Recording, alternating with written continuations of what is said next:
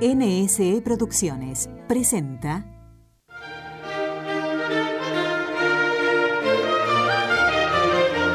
Misiones y evangelización. Nadie es tan pobre que no pueda dar algo. Quien ha conocido la alegría del encuentro con Cristo no puede mantenerla encerrada dentro de sí, debe irradiarla. En este espacio conocerás de cerca la realidad misionera. Con tu oración, tu sacrificio, tu apoyo, contribuirás a la evangelización de los hombres y mujeres de hoy, tus hermanos, que aún no conocen en plenitud a Jesús. Misiones y evangelización. Bien, amigos, nos vamos nada menos que a la China, ese país, o yo diría casi continente, porque inmenso y, ¿verdad? Y por la población, que ha sido siempre el sueño de los misioneros, incluso diríamos de San Juan Pablo II. Un sueño de llegar al corazón de China y poder evangelizar a este pueblo tan numeroso y por otra parte que vive muchas religiones distintas, ¿no es verdad, María José García? Totalmente, un pueblo, como tú decías, al que Juan Pablo II quería haber visitado con todo su corazón, y se siguen haciendo gestiones. Sabemos que después el Papa Benedicto XVI y ahora mismo el Papa Francisco siguen con este deseo en el corazón. Pero gracias a Dios, en muy pequeño número, pero los misioneros, los sacerdotes, han podido ir trabajando allí, muchas veces de una forma escondida, muchas veces jugándose la vida, siendo encarcelados por evangelizar. Es el caso de un jesuita del que vamos a hablar, Luis Ruiz, al que llamaron el ángel de Macao. Imagínate, hermana, un misionero que pasó en China 70 años, murió a los 90 y pico, y él se dedicó a atender a los más pobres y dejó un legado enorme. Y eso que trabajar allí no era nada fácil porque lo tenía prohibido, porque fue encarcelado y también por su propia salud, porque su salud fue muy frágil. Por eso es una historia que estoy segura que te va a encantar, porque refleja lo que de verdad hace Dios cuando alguien se deja, ¿sabes? Sí. Deja ser instrumento. Exactamente, no porque él sea la persona ideal, con muchas fuerzas, digamos, con un kit perfecto de misionero. No es así. Es en nuestra fragilidad, en las circunstancias más complicadas, más tediosas, en que cada día pues tienes que volver a empezar y encima te impiden actuar y no tienes medios y no puedes tener ni una Biblia para leer. Y en ese tedio de cada día, el Espíritu de Dios actúa a lo grande.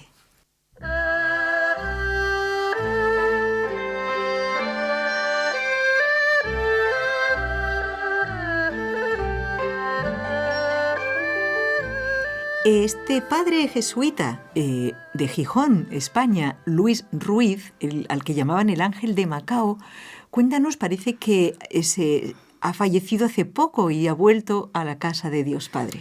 Falleció en julio de 2011 y dejó un legado, imagínate, de más de 60 leproserías, casas de acogida para seropositivos, había dado educación a miles de jóvenes sin recursos. Y ¿sabes lo más bonito? ¿Sabes lo que más recuerdan de sus amigos, sus compañeros en la misión? Que era un hombre que siempre sonreía, y dicen que esta sonrisa es la que de verdad transformaba a las personas con las que se encontraba. Decían que ¿cómo lo definían? Sí, dicen que sonreír, amar, servir y esperar en el Señor. Esto lo dice su sucesor, el jesuita argentino Fernando Azpiroz, que es quien sigue ahora al frente de la misión que fundó el padre Luis Ruiz. Cuéntanos más cosas de él. Pues como tú decías, nació en Gijón en el año 1913 y desde el principio de su vida supo lo que era sufrir, desde el principio de su vida religiosa, porque ya en el año 1931 fue expulsado de España, hubo una expulsión de los jesuitas. Ya él le echaron de su país simplemente por pertenecer a la Compañía de Jesús. Sabemos que estábamos en los gobiernos republicanos totalmente ateos y comunistas o filocomunistas en España, por lo tanto no se quería saber nada de los jesuitas. Pero claro, es lo de siempre, ¿no? Dios aprovecha estas circunstancias, aprovecha estos males para hacer el bien, y así fue como el padre viajó a China en el año 1940 y su primera labor fue para empezar a aprender, visitar los centros de misión de la diócesis de Anqing. En plena Segunda Guerra Mundial. Muy difícil porque era el tiempo de la ocupación japonesa, no había ningún transporte, eran unas circunstancias muy difíciles y el padre, que no sabía el idioma, ¿sabes lo que hacía? Se dedicaba durante todo el día para conocer, para visitar a la gente, para aprender, para acercarse a ellos. Se dedicaba a caminar durante todo el día. Cuentan que hacía jornadas de hasta 70 kilómetros caminando, visitando a las personas. ¿Al día? Al día, solamente con la intención de eso, darles una sonrisa, porque en esa época ni hablaba mandarín, no sabía el idioma, pero quería entrar en contacto con estas personas porque sabía, desde el principio tuvo como esa visión tan clara, ¿no?, de que en cada una de esas personas estaba Dios y que necesitaban, como ellas no iban a venir al encuentro del sacerdote porque no sabían nada de la fe, era él el que tenía que dar los pasos para llegar a cada persona. Y esto lo hizo, no creas que un tiempo corto, sino que esta idea de caminar visitando personas casi hasta el final de su vida, sí, la siguió llevando a cabo. Y además es curioso porque en este informe cuenta que se alejaba, o sea, se iba precisamente adrede por los caminos remotos por donde nadie nunca pasaba. Bien, esto ya es una muestra de un corazón misionero 100% que tampoco busca el éxito y el aparecer, porque entonces vas a una ciudad para que mucha gente te escuche, ¿no? Él se iba allí uno por uno a buscar las almas.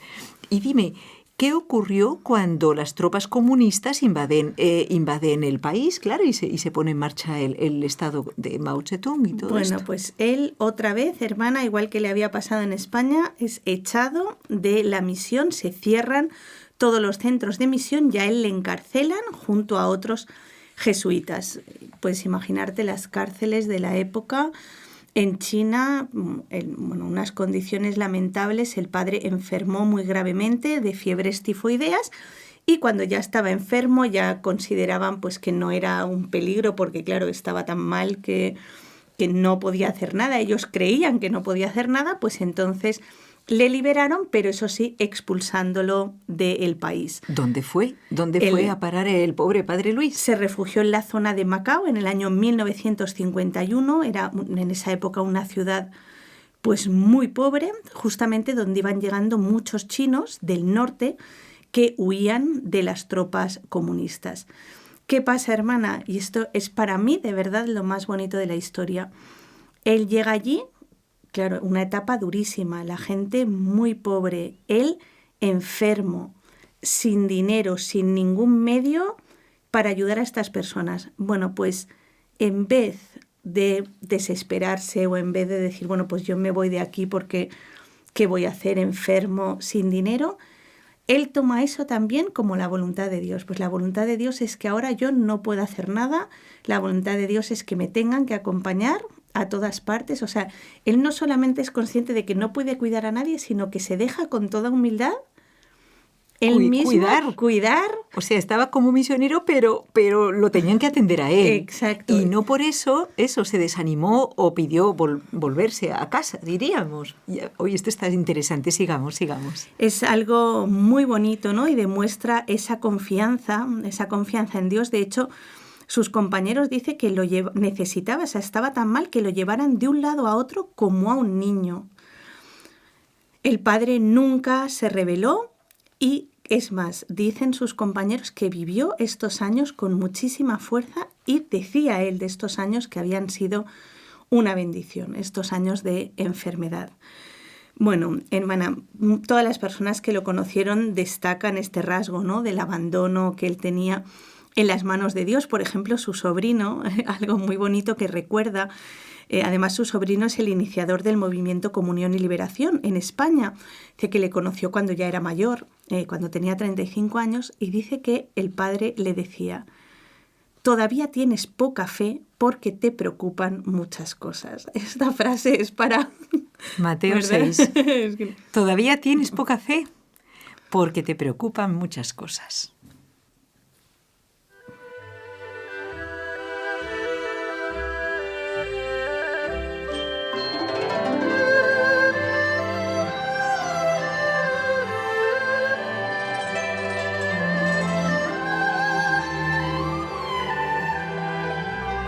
Claro, está patente que en esa situación de pobreza personal de él, de salud, pero también de medios, él no tenía modo digamos, de alimentar los cuerpos de estas personas que venían huyendo de China, de la otra parte de China, donde eran perseguidos también por ser cristianos o simplemente por los comunistas.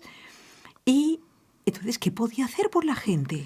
Bueno, pues él lo que hizo fue lo poquito que podía. Empezó a mover a gente, a mover todos los contactos que tenía para obtener unos pocos alimentos, que al principio era simplemente dar un poquito de arroz a las personas que se acercaban a su casa, pero siempre teniendo en cuenta que ese alimento era lo menos importante, que lo importante era alimentar también el espíritu de estas personas, alimentar sus corazones, y por eso quiso reabrir una antigua iglesia de San Agustín, y allí comenzó pues con todas las personas que acudían a rezar, a enseñarles a cantar juntos. Fíjate que él decía que dar el catecismo por la noche, esto lo cuenta él mismo, dice, era mi trabajo más importante. No la acción social, que también, y él no dejó de hacerla en ningún momento, sino cultivar las almas, ¿no? Como Jesús. El multiplicar los panes fue solo una manera de no dejar, pues que, como decía él, que se fuera la gente a desmayar, porque venían durante 3 días escuchando su palabra, que eso es lo que salva, esto es lo que es lo principal, y es muy importante hoy día repetir que eso es el misionero. Totalmente, hermana, totalmente, y que un paréntesis, cuando ayudemos a organizaciones, pues miremos también eso, que sean organizaciones que no solamente alimenten los cuerpos, sino que se preocupen también de la parte espiritual de las personas, ¿no? Bueno, el padre Ruiz esto lo tenía clarísimo, dice que él confiaba muchísimo en Dios, pero un rasgo muy bonito es que confiaba también en los hombres. Y eso creo que también es como un signo, ¿no?, de los hombres buenos, de los hombres santos, que como Dios con nosotros, que a pesar de lo que somos no pierde la esperanza. Bueno, pues el padre Ruiz tampoco perdía la esperanza en las personas. Él dice que se daba cuenta de que las personas, sean ricas, sean pobres, en el fondo tienen esa semilla del bien, ¿no?, esa semilla de ayudar a los demás, pero muchas veces no lo han hecho porque nadie les ha dado una oportunidad. O nadie les ha confiado una misión. Es cierto que cuando haces esto te vas a encontrar con riesgos, te vas a dar fracasos, algunos golpes, sí. Pero es la única forma de avanzar, y como tú dices, bueno, yo recuerdo al padre Rodrigo Molina, era así 100%, y con un entusiasmo cada vez renovado, pues entusiasmaba a las personas también a emprender nuevas obras para hacer el bien, aunque ya se hubiera dado tantos golpes de personas que habían fallado, pero él miraba siempre hacia adelante. Esto es muy propio de un misionero de verdad. Cuéntanos qué es lo que logró, qué es lo que logró construir gracias a estas ayudas. Pues buscando amigos, buscando colaboradores, logró fundar la Casa Ritchie, que fue el inicio además de Caritas Macao. Allí el padre, que recordemos estaba enfermo, no tenía dinero, llegó a atender a más de 30.000 refugiados. A ninguno les preguntaba ni de dónde venían, ni por qué eran perseguidos, cuál era su afiliación política. Nada de esto le interesaba, solo hacer el bien.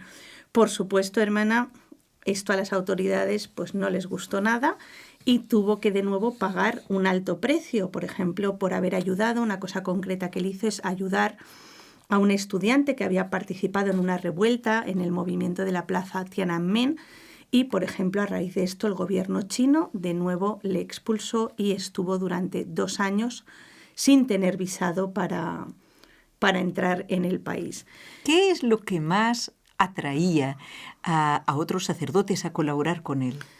Pues esta sencillez, ¿no? Esta confianza en Dios, por ejemplo, el que es su sucesor dice que sabía que el Señor construye grandes cosas a través de los pequeños pasos que damos siguiendo sus inspiraciones. Esto último es lo principal, sabiendo que es Dios el que da la fuerza, ¿eh? Y por otra parte, vamos a ver a continuación que el padre Ruiz se preocupó por aquellos, como era su carisma, a los que nadie quería, los leprosos.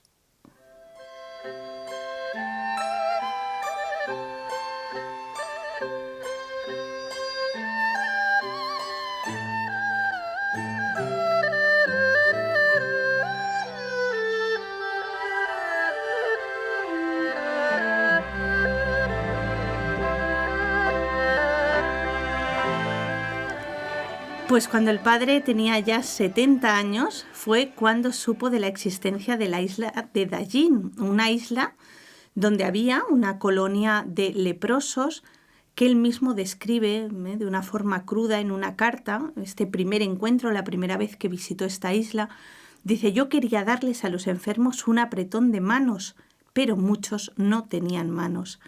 Me quedé sorprendido como viendo la inmensa miseria que se palpaba y sentí el tremendo abandono en que vivían estas personas. Bueno, como siempre en su vida, ante la dificultad no se vino abajo, no dijo: Dios mío, ya tengo 70 años, ¿yo cómo voy a empezar aquí una labor? Nada, se puso a trabajar, siempre confiado en Dios, y empezó una labor que fue enorme con los leprosos de China. Les llevó comida, montó allí alojamientos, hizo que llegara el agua potable, se arregló para que llegaran también medicinas a esta isla, pero veía una vez más, ¿no?, que esa ayuda material, que era muy necesaria y que estaba muy bien, no era lo principal, y por eso empezó también a buscar algunas religiosas que pudieran pues quedarse allí de una forma estable y empezar a trabajar con los leprosos, y así fue como llamó a las Hermanas de la Caridad de Santa Ana, que ya habían trabajado con él en otras obras en Macao, y les pidió que fueran a vivir a esta isla. Bueno, las hermanas aceptaron También esta hermoso, llamada por parte de ellas, de Dios, y en 5 años, dice que aquel lugar, que era un lugar pues muy triste, un lugar muy abandonado, había cambiado completamente. Las personas tenían totalmente otro aspecto, habían recuperado de alguna forma su dignidad, y que eran personas que vivían dentro de la enfermedad, pero con gran alegría, con gran paz de espíritu. Una transformación increíble, hermana, y claro, enseguida, fíjate, con todo lo que había hecho, pues empezó a extender la fama de este sacerdote que cuidaba a los leprosos, y le fueron invitando a que conociera otros lugares donde también había leprosos que estaban abandonados. Pensemos, hermana, que hemos dicho que él ya tenía más de 70 años, toda la enfermedad. Exactamente, bueno, no me acuerdo si era fiebre tifoidea, que lo había dejado muy mal de salud. Pero allá él se lanza, dice, en menos de 10 años, más de 90 hermanas decidieron dejar sus lugares y comunidades para ir a servir y vivir con las personas afectadas por la lepra. Pero aún hay más. 10 años más tarde, el padre Ruiz, con más de 90 años, haría a las hermanas otra nueva invitación. ¿De qué se trataba? Pues, hermana, él pensó que los nuevos leprosos eran las personas con SIDA, personas también que estaban apartadas, con las que nadie quería trabajar en esa época, las que nadie quería atender, y pidió a las hermanas que comenzaran a atender en un centro de acogida a estos enfermos. Así que se dedicó también a ellos con más de 90 años, el padre Luis. Bueno, ya con 98 fue cuando Dios, yo creo que le debió encontrar ya agotado. Entonces, a los 98 años, pues Dios le llamó. Más que nada, yo creo, para alegrar más el cielo todavía. Qué bonito tiene que ser estar en el cielo con personas tan buenas. Sí. Solo por eso ya vale la pena ser santos. ¿Se imaginan vivir toda la eternidad con personas tan maravillosas? Es algo es precioso. O sea, pidamos a Dios ser santos.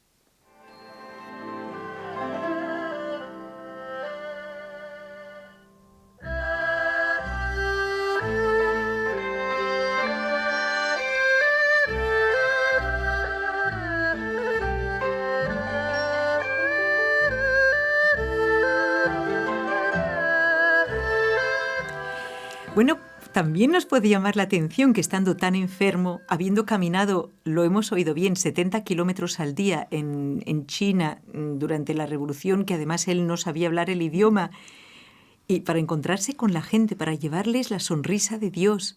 70 kilómetros al día, María José. Es una barbaridad. Normalmente se cuenta, cuando la gente va caminando, unos 5 kilómetros por hora, una marcha ágil, bien.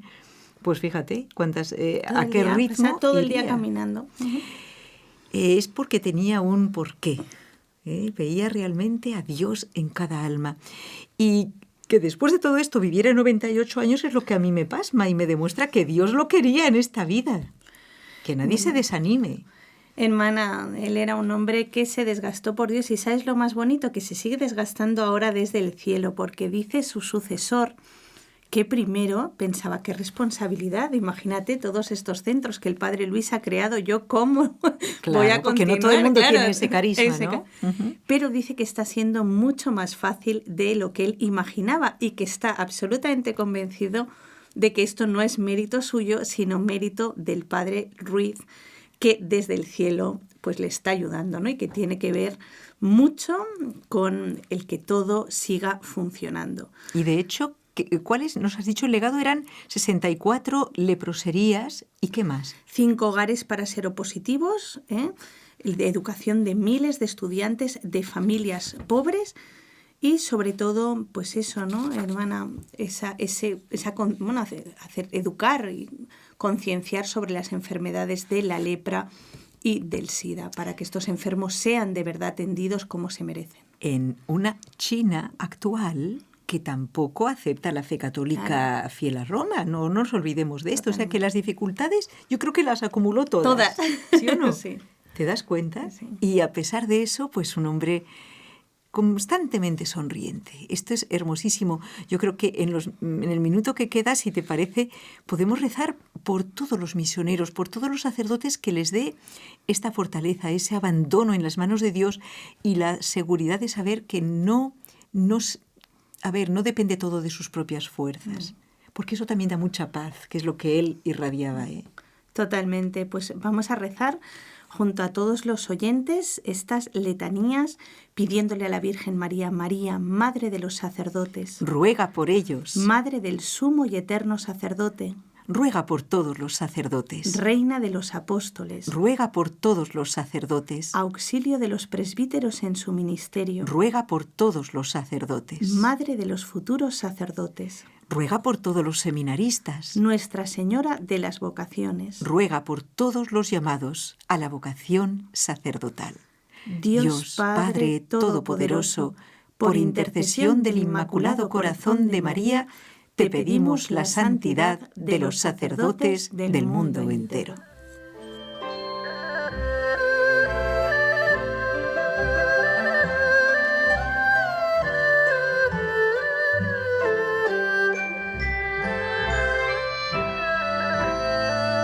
Bien, amigos, damos gracias a Dios que inspira esta santidad, esta bondad en los corazones, sobre todo en los corazones sacerdotales, como el padre jesuita Luis Ruiz, el ángel de Macao. Agradecemos también a Raúl García su tarea en el control y a María José, que también por las noches se dedica a buscar estas historias maravillosas, reales y actuales para compartirlas con nosotros. Gracias a vosotros.